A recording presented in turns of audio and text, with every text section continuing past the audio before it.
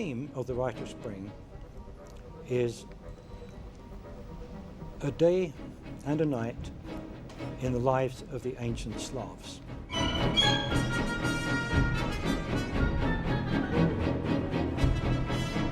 It starts off with an old woman, a crone, a witch of 300 years old who knows the secrets of the earth. She teaches the young men to jump. She teaches the young people in the tribe how to jump and warm the earth. That's the beginning of the ritual.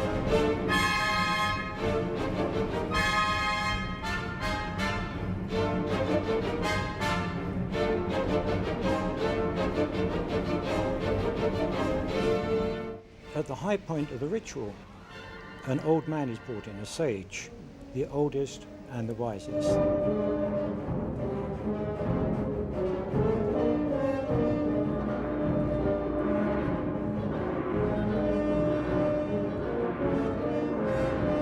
He kisses the earth in the center of the tribal square.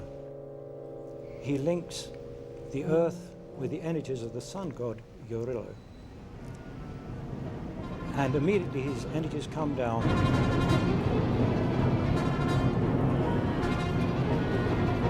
and they have to be danced out by the tribe. The tribe have to work hard to control these energies. And then they dance them into the earth, and these are the energies that make the crops grow, makes the animals reproduce, etc. So that's life for that year.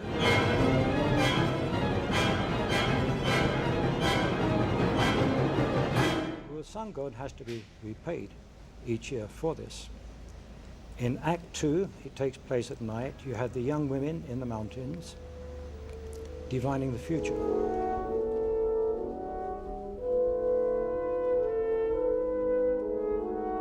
One of them has to be chosen as the bride of the sun god. And they're walking in a circle. One of them stumbles. Then she stumbles again, and that is the signification that she has been chosen by Yorilo to be his bride.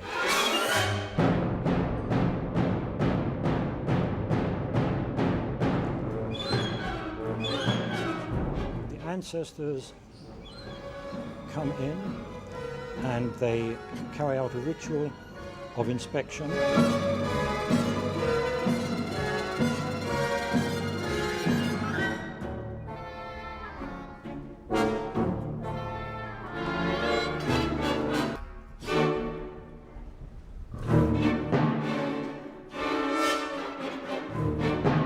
Eventually she has to dance this sacrificial dance whereby she dies, and she dies to save the tribe, she dies to save the earth. And at the end, she's lifted up by the oldest, the ones in the bearskins, and presented to the sun god Yorilo. And she joins with him in a kind of a mystical union. And those were the beliefs of the ancient Slavs, according to Nicholas Roerich.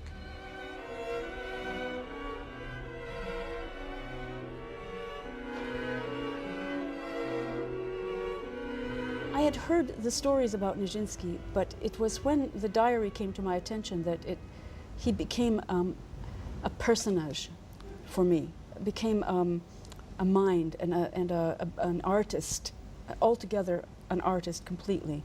And then while I was at university, I discovered in the library at Berkeley that they had wonderful documentation on the Ballet Russe because Nijinsky and Pavlova had been there.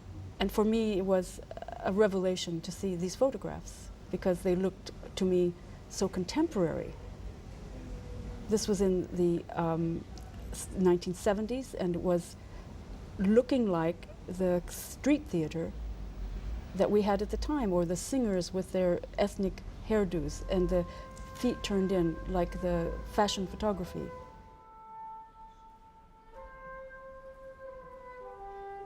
These photographs for me were a kind of icon.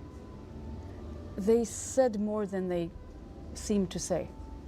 And I just kept looking at them and trying to understand that ethos that they created, this internal focus, this vulnerability, this refusal to play the game of theater as it was known at that time. but to turn back the clock and find out what can we, if we jump a millennium, what can we bring forward? How can we move into the new millennium with the secrets that were lost?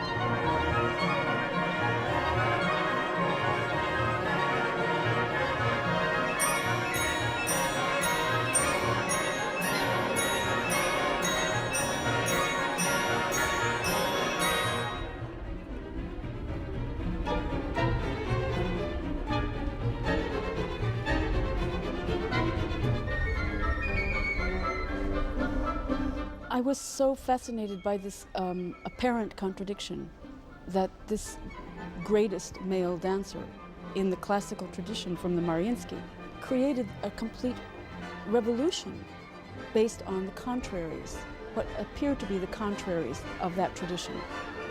And I'm not just talking about the turning in of the body and the grounded lower center of gravity in the movement, but the, in a sense, the politics of the company, of the relationship of the dancers to each other. The fact that his idea was that each dancer was a soloist, that the relationship of the dancers as a whole group was critical to the meaning of the work, and that each one had responsibilities like a soloist. In fact, at the end of the first act of the sacra, everyone does have a solo, 44 simultaneously.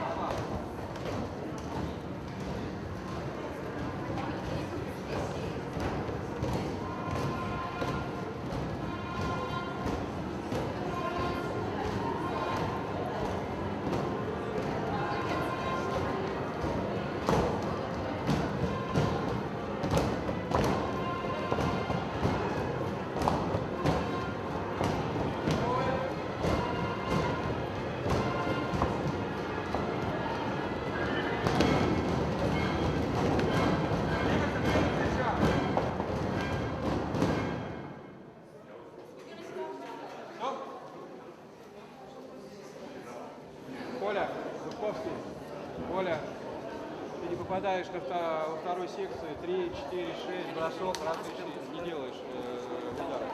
Вторая секция, не первая секция.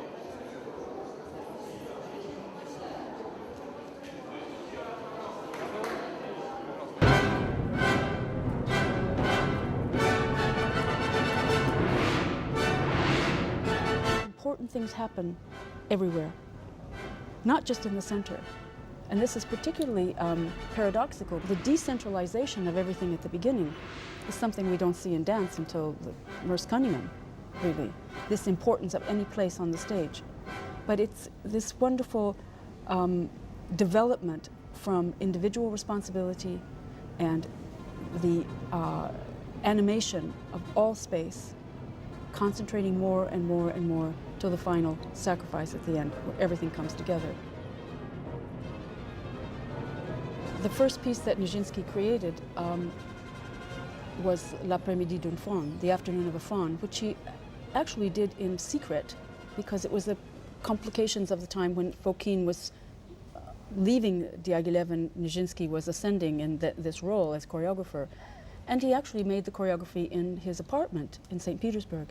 And so, in a sense, he discovered minimalism by default, we can say, because here was the armoire and here was the end of the room, and he could only travel this way, turn around, and come back.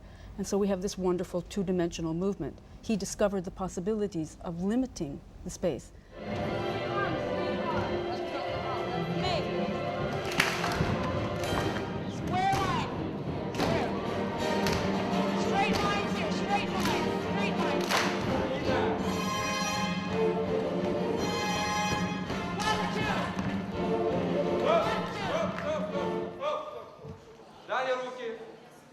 Далее руки лицом друг к другу. Раз, быстрый поворот. 2. 3, 4, 5, 6, 7, 8. 9, 10. 11, 12. Теперь с музыкой делайте то же самое. Готовы?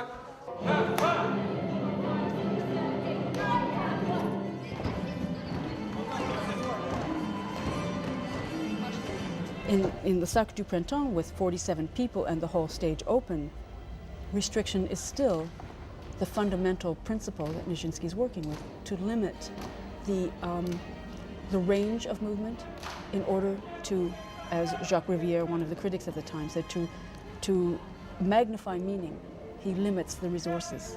He brings movement back to its etymological beginnings and to its ultimate simplicity. With Le Sacre du Printemps, he created a primer of possibilities which haven't begun to be exhausted.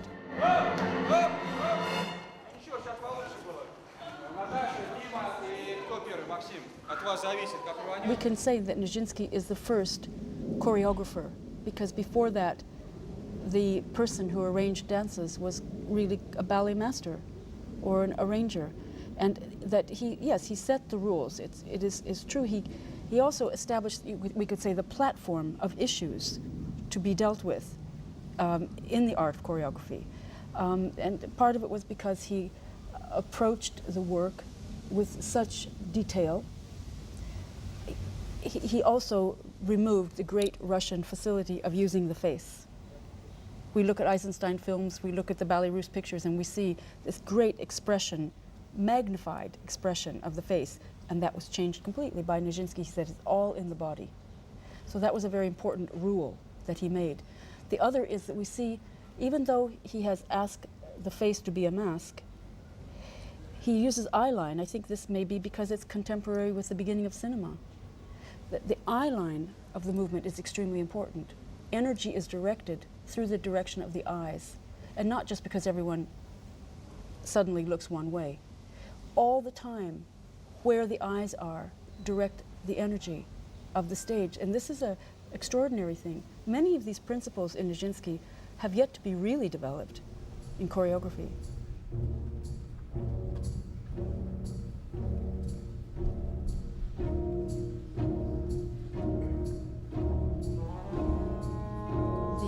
The first night of Le Sacre du Printemps at the Théâtre des Champs-Élysées was a fiasco in one way. The public was shouting. I mean, there were actually fistfights in the audience. We tried to track the police records from this time to see if there was actually riot control, but they had burnt. Diaghilev said, "Let them hiss, let them snarl." He said they will come to recognize this as a great work of art. Rurik said that maybe the music of Stravinsky had called out the primitive in them, and people were expressing themselves as they might have done in the Stone Age. In one of the boxes in the Champs-Élysées was Gertrude Stein and Alice B. Toklas, with this American photographer, Carl Van Vechten, who wrote about being there that night. And he says he remembers that he was sitting there and watching so carefully and listening so carefully, and all of a sudden his head started to hurt, and he couldn't figure out why his head was hurting so much, and somebody behind him was beating the rhythms of the music on his bald head. And so he said, this is obviously bringing out the madness, this kind of primitive madness in all of us.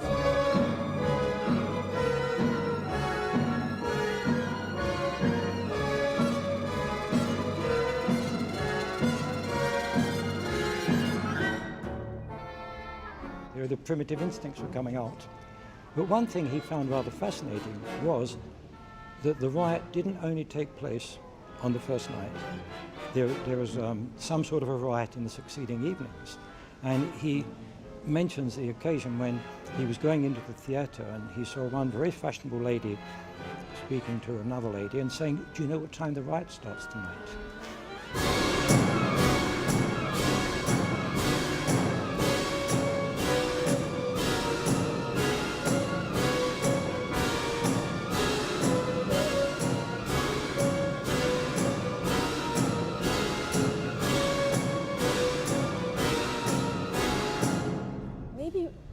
Was the idea of rebirth, the idea of an older world that, of course, the audience was part of, coming to an end. and a new world being born, a world that was quite threatening in some way. We have to think this was the time of Gauguin rejecting Western civilization. And so somehow this work that Nijinsky was asking the dancers to do, which contradicted what was expected. The audience had just seen Sylphide all in white, you know, on point, romantic ballet, and it was an affront. And the music too was an affront. Jacques Rivière said the affront was greater from the dancing than the music. But I mean, certainly it was the synthesis of all of this and these brilliant colors at the same time, and a shock to the public.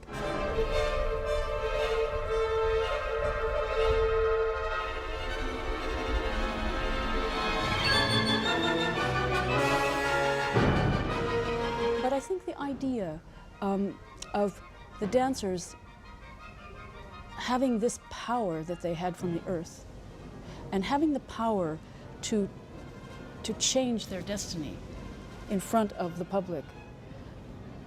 And they come to the end of Act One, and they are all punching the air. I mean, this is a very strong revolutionary image. And I don't think that this was lost on the Parisian public. On some subconscious level, they understood that there had been a seismic shift in that half hour when they saw the Rite of Spring. The rules had changed. Nijinsky had changed the rules, and so had Stravinsky. But it wasn't just them. I think it's that they sensed the rules had changed around them. The war was coming, then the revolution. The world would be different. The Belle Epoque was over in that half hour.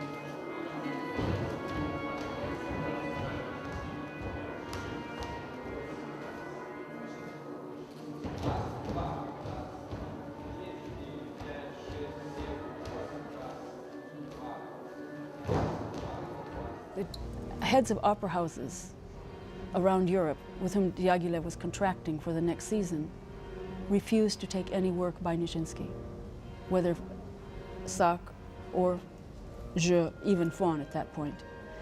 And this terrible news, Diaghilev made Nijinsky's sister, Bronislava Nijinsky, bring to Nijinsky. And this was a terribly disruptive experience for Nijinsky because, first of all, he needed Diaghilev to tell him directly. So he felt extremely isolated. And from this moment, we know he had this kind of separation from himself, although I think that he recovered from that. I think you have to be very careful not to write the history of Nijinsky's mental problems from the riot at the Champs-Élysées, because he later did Till Eulenspiegel. He did a lot of very interesting work in the 4 years after, 5 even years after Le Sacre. But his work became threatened, for sure.